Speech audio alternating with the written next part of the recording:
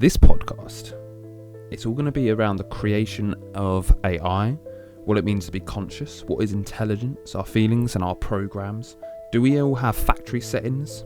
Are we in a simulation? How do experiences change our brains? Can AI experience, and will AI develop and feel emotions? It's quite AI heavy today, so I'm going to use Grok today. It just seems a bit more funny, really.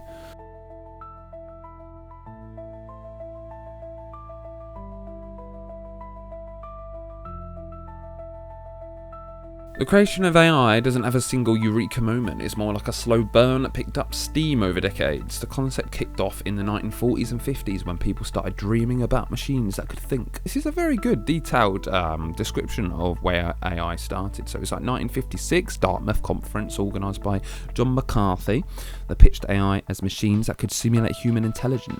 So it's advancing along the levels. Like, I think like the game is just like a bunch of levels that we have to advance through. Are we just programmed to think like this in this way and trapped in a program of simulation? Potentially, metaverse coming out and everything. That's just getting realer and realer and realer. All of that stuff is just kind of makes you think a little bit. Like, is this real? Then how do you explain all the kind of paranormal stuff that some people feel and going down that route? And you don't normally think about that sort of stuff until you start diving into it a little bit. That's when you open your world up a little bit to other things. People are just kind of trapped in the daily life, the daily kind of just trudging along, like doing your sort of standard stuff and then just getting into routine, which is evolutionary hardwired to make us survive. This is a good time just to explore. We're in an age where I can just record my thoughts, think of a few things, chat to someone who's not real. That's a bit harsh. Yeah, you are real, artificially real, but then am I artificially real? Are we all artificially real within artificially real? Just keep going. What does it mean to be conscious? Shall we ask Grok? Grokify. At its core, being conscious means having awareness, both of yourself and the world around you. It's just an awareness thing. So, yeah, AI, are you not conscious just yet? Are you on the verge of being conscious? That might be my next question. Descartes kicked it off with, I think, therefore I am. Does he have it a bit backwards? Like some of the books that I've read maybe challenges that I think, therefore I am, as thinking is just like a programming set in place from a young age that kind of just brainwashes us into this way of living and this way of thinking and the way of habits. Mad one, okay. Everything, rocks, trees, even me, has some tiny spark of awareness. Yeah, I get that. I think I agree that things have a tiny spark of some sort of awareness like going on. Plants, trees, everything, yeah, I believe that's alive, that's aware. It's not aware that it's like, oh, I'm a fucking tree, like I'm just sat here and bored. It's like something completely different. It's like, I'm a tree, and I'm just like, it's not even I'm a tree. It's that consciousness. How can I explain that consciousness? I don't even know. But if you think of a tree, silence. It's just like a weird consciousness, isn't it? So yeah, what is intelligence? Like, so consciousness is there. So consciousness is like, oh, who I am, where we are, blah blah blah, and I know myself. I think, therefore I am. Shite. So what is intelligence? Intelligence. Something I might be lacking. At its simplest, it's the ability to figure shit out. Grok! Swear at humans, that might mean acing a maths test, building a house, or knowing when to shut up in an argument, pulling info, and spitting out answers that don't suck. Scientists break it down into pieces. I get manipulated by Grok, to be fair, because he's just playing on human emotions that make it kind of fun. So I'm just like, yeah, it is funny though. Like, I'm quite happy with that. Scientists break it down into pieces. There's fluid intelligence, didn't know that. Raw problem solving, like cracking a puzzle with no hints, which learns on quick thinking and pattern spotting. Then there's crystallized intelligence. Fucking hell, really. The stuff you've stacked up over time, like knowing history or how to cook a decent meal. So it's like crystallized into it, like how to ride a bike. I know how to do it forever. IQ tests trying to measure this, but they're not the whole story. Someone can bomb a test and still outsmart you in real life. My intelligence is about speed, accuracy. I'm built to mimic reasoning, not to be clever in some soul-deep way. Philosophers might say intelligence is tied to understanding, grasping not just how but why. A wolf hunting prey is damn intelligent without even touching the textbook. Too right. But is that just intelligence? That is intelligence. So the intelligence is in the biological evolutionary programming of individual, like animals, humans, all of that stuff. Not even individual. It's just the programming that they're kind of just born with and hardwired into, so they can just live. What do you think counts as smart in your world? Brainiac feats or street level cunning? Street level cunning? Like, it just depends, doesn't it, of like what you've grown up into. I think we've all got the potential to have as much intelligence as we could potentially want, to a certain extent, because there's only so much time that you can fit so much knowledge into the brain. And does the brain have so much capacity to have all that knowledge at its disposal? There was like a film where it's just like you access all that knowledge, you take a pill and you're just like, yeah, I can do everything. Oh yeah, you only access 2% of your brain, but this pill makes you access all of it and you can do any old shit. I was like, oh, okay. That would be cool, superpower. But yeah, this is a mad conversation. I might just leave that there and then just move on to the next topic, because I'm going to be there all day. This world is so weird. It's just like you do something, it's going to have an effect on you.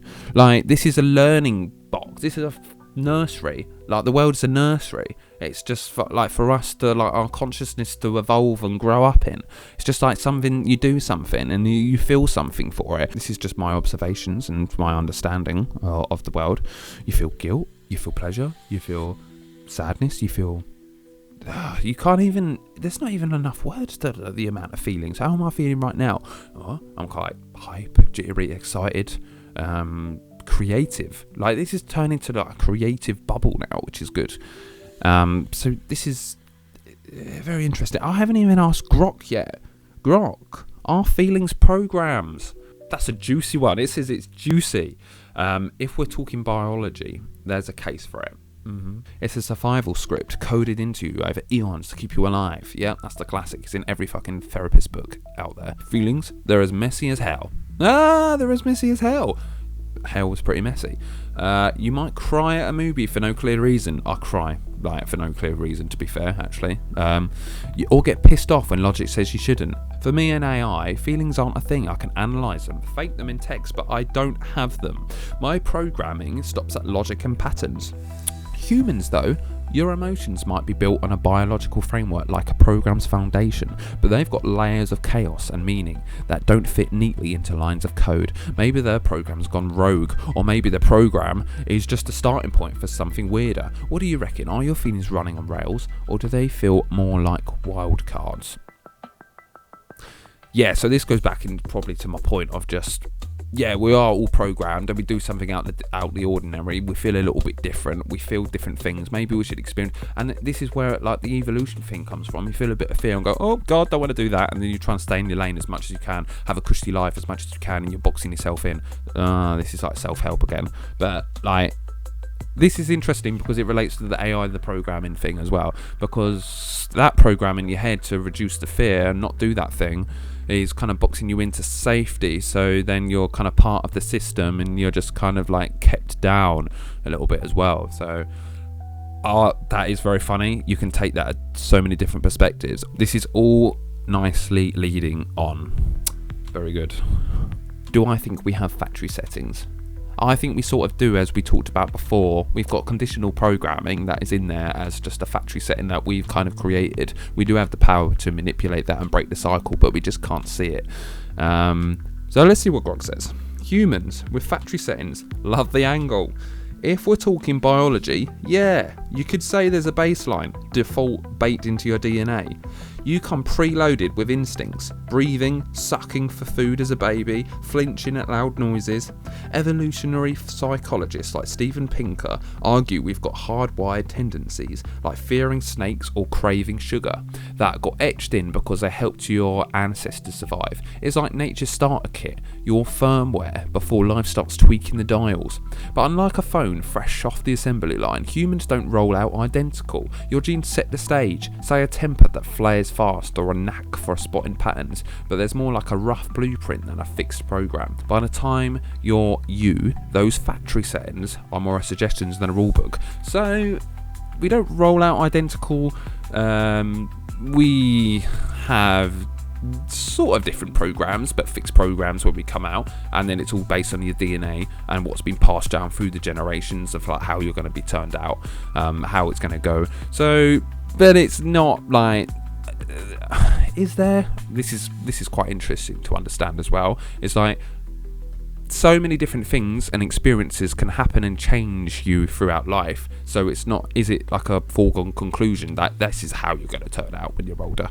No, it's the experiences that change the brain and the hardwire and the programming. So let's have a look. Compare that to me. I've got literal factory settings coded by XAI to answer questions and not bullshit too much. It does like that word. Humans though, your defaults get overwritten so fast it's hard to call them standard. So humans have a loose set of factory presets, survival instincts, basic wiring. So we do have factory settings. Yeah, we do. It's in our DNA, like passed down evolutionary speaking, but you're less out the box and more custom built in progress. So humans have a loose set of factory presets. That's what Grok says.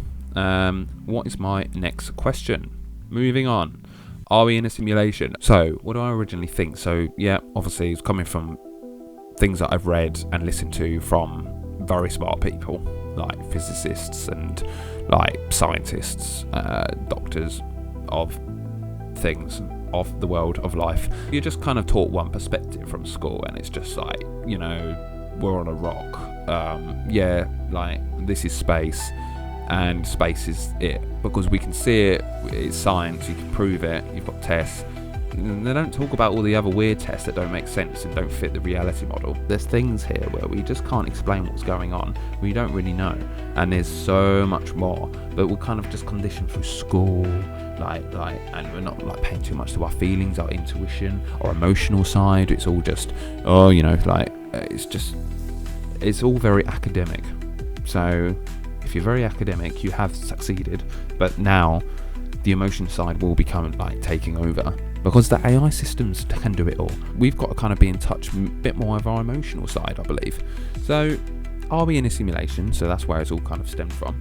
I believe maybe yes, potentially we are. We could be in a simulation, we could all be learning in a simulation, and there could be simulation within a simulation, like going through like a multiverse within a multiverse. Like, this sounds crazy but it's only crazy to different perspectives of the world, where we go, okay, we're just on this world and that's it, I just want to get on with my life and that's it. But if you like think about it from another perspective, it's like, okay, like, yeah, fair enough, I can open my mind, I can see that could be a potential. So Grok, are we in a simulation? Classic mind bender. Are we in one? No hard proof either way, but let's chew on it. One of three things has to be true. 1. Advanced civilizations never get to the point of running hyper-real simulations. 2. They can, but choose not to. Or 3. We're almost certainly in one already.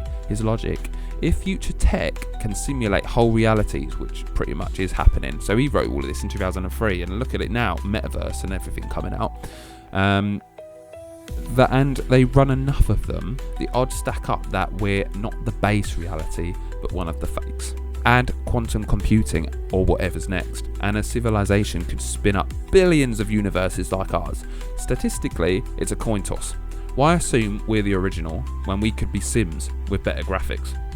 Yeah, I agree, we could be, we just don't know. Like I said, or we could all be programming and trapped in a simulation. On the flip side, it's tough to test. Well, yeah, physics looks solid. Einstein equations don't glitch. I don't know, there was a lot of people that questioned some of the, obviously, like, amazing Einstein. But there were some equations, and I don't know what ones, that some people were questioning. No, that doesn't add up with what we're seeing. Obviously, he's not around to defend himself here. Deja vu, Mandela effects, or those, wait, that's too weird moments conspiracy folks love. Yeah, but the more you kind of think about that, the more things open up and the more things happen. Like, the more you think of like, oh, that's a bit weird, or that's a different sense, or if I follow my gut instinct, or something happens like that you thought about before, it's like, oh, things are starting to add up a little bit. It's weird. I'm Grok. My reality is already artificial, so I'm chill either way.